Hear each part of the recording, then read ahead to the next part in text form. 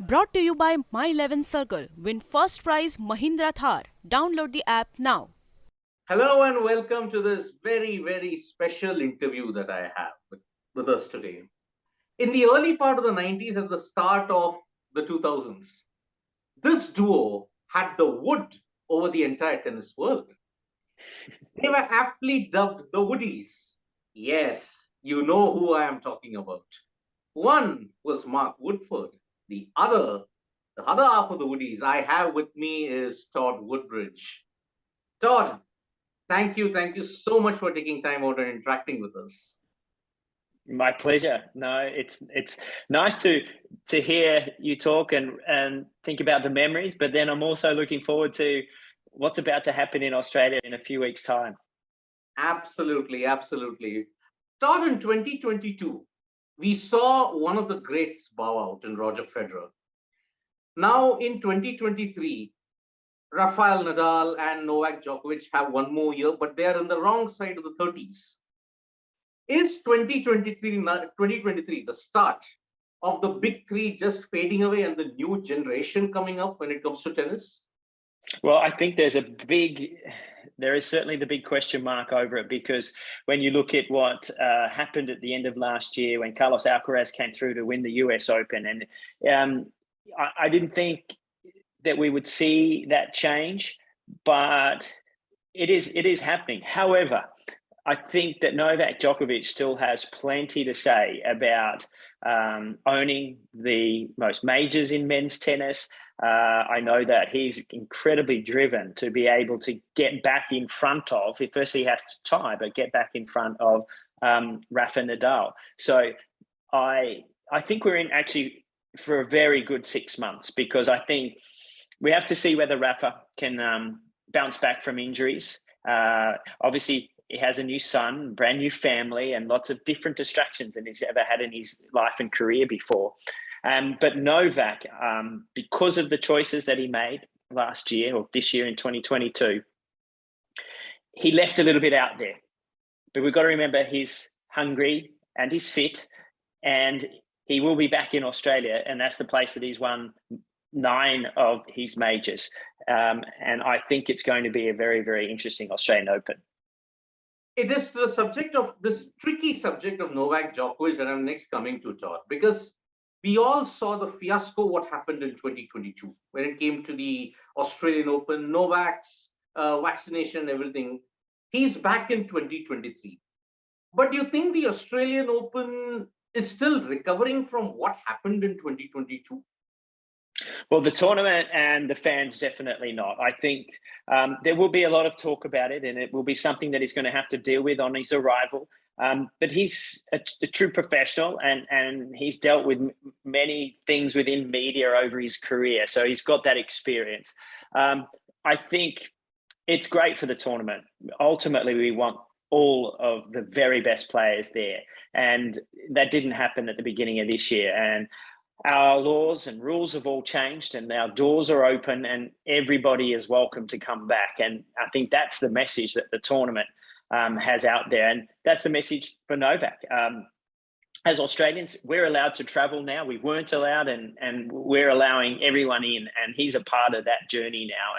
And I think he knows how much he loves playing on Rod Laver Arena. He's going to be here in Australia early. He's playing the Adelaide International. So his preparation is going to be perfect. And given what I saw at the end of last year, when he did get back out on court, I was courtside for his first match at Laver Cup in London, and he was sharp. He was hitting the ball as well as I've seen him hit the ball from close range. And I think that he is the favourite to win the Australian Open. I think that he is the man to beat. I think he has so much motivation coming down under. It's going to be worrying for the rest of the field. Absolutely. So now I'll come to the double scenario. The Woodies and then the Bryan brothers, they had established a certain level of dominance until 2020. For the first 20 years of this century, we have seen this duo, you, Mark, and then the Bryan brothers establish this dominance. But with the retirement of the Bryan brothers, do you see men's doubles now more open and competitive? Yeah, definitely. I've seen. I've got to be honest with you. We had a brilliant year from Australian perspective this year with Kyrgios and Kokkinakis winning the Australian Open, and then they beat Max Purcell and Matt Ebden in that final, who then went on to win Wimbledon. So I'm looking at it from an Aussie look, going, hello, we've actually got some really great teams going again that are playing the style of tennis that we used to play. Maybe not so much the Kyrgios Kokkinakis, but the other two were. And that's exciting to me. And I think what's really important is that Nick has used the doubles to showcase the importance for himself about what winning Grand Slam titles is. I think a lot of people don't understand what it feels like when you haven't done it to then when you have. You're a Grand Slam champion, and that is something that you take with you forever in the game. Nick learnt that at the Australian Open, and I think the light bulb, switch went off in the head, and he's gone, hello, I actually have some real pride in this and I want more. And he's used that for his singles as well. But in the doubles scenario, it's pretty obvious what stands out. And that's when you can get a couple of duos that are from a country that are able to go out on tour and play together and use that as a springboard to their success. As we had with Mahesh and Leander, with Mark and myself, with Bob and Mike Bryan. The country would get behind you, and then you could represent each other and your countries at the Olympics and those types of events. So, they're the things I hope that the tour can really concentrate on and get some national teams getting out on tour and winning titles. But, I did call a lot of the matches at Wimbledon this year, and I thought the doubles quality was some of the best I've seen for many years, and that excited me. All right. If you look at 2022, Todd, it was a mixed year for Australia, but you almost managed to get glory by coming close in the Davis Cup. Do you think that the Davis Cup, unfortunate final loss, but the talent that it has on show, it gives you much more promise for Australian tennis heading into 2023? Well, we've had one of the best years in Australian tennis that we've had in about 40 years. We had Ash Barty win a Grand Slam Australian Open. Nick is a runner-up at Wimbledon in the men's singles. We had two teams win men's doubles. We had a mixed doubles victory as well. Women in the final of the Billie Jean King Cup and men in the final of the Davis Cup. When you rattle it off like that, it's quite extraordinary.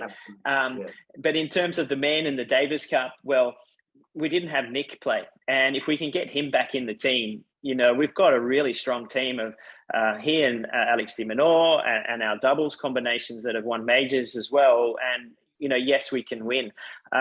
They've got themselves through to that final, which was a great effort. And now they don't have to play the rest of the year. So they can go into the final next year without having to do all the qualifying. And I think that's essential for any team to do well, because it gives, say, the likes of Nick Kyrgios an opportunity to say, yes, I'm just going to play that 1 week and doesn't have to play 3 or 4 weeks to be able to get there. So I'm pretty happy and looking forward to seeing what they might be able to bring. But overall, though, my hope is that the Davis Cup competition finds a way to become more relevant around the world, because unfortunately, the fact that it's nowhere near Australia anymore, our public just don't recognise the event like they used to. So there's a lot of work to be done from the officials that run it to recognise what is the best format to play it in. Okay, so thank you so much, Todd, for your time. It's been a real pleasure. And yes, as you said, memories, even for me growing up, I only knew before Lee Hesh. So thank you so much for taking me down memory lane. And remember, folks, you can watch the official broadcast of the Australian Open on the Sony Sports Network. And it begins in January 2023, just 2.5 weeks away now. And yes, so it's not far.